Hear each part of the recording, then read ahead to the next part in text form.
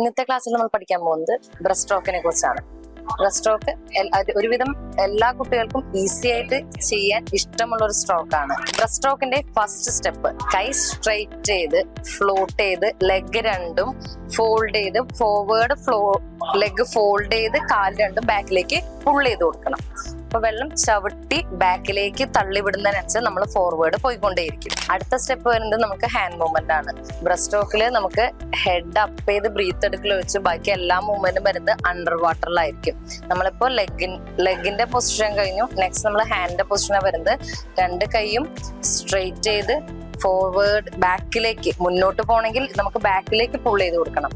കൈ hand movement വരുന്നത് ഈ പൊസിഷനിലായിരിക്കും. ഈ ടൈമിലാണ് നമ്മൾ ഹെഡ് അപ്പ് ചെയ്ത് ബ്രീത്ത് ഷോൾഡർ അപ്പ് ചെയ്ത് ബ്രീത്ത് എടുക്കുന്നതും വെള്ളം നമ്മൾ കൈയും കൊണ്ട് ബാക്കിലേക്ക് പുൾ ചെയ്ത് കൊടുക്കുന്നതും.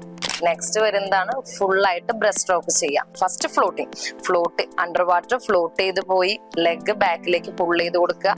ഹാൻഡ് മൂവ്മെന്റ് ഹാൻഡ്സ് ബാക്കിലേക്കും വെള്ളം പുൾ ചെയ്ത് കൊടുക്കുക. ഹെഡ് അപ്പ് ചെയ്ത് ബ്രീത്ത് എടുക്കുക. ഇതാണ് നമ്മുടെ ബ്രസ്റ്റ് സ്ട്രോക്കിന്റെ ഫുൾ സ്ട്രോക്ക്.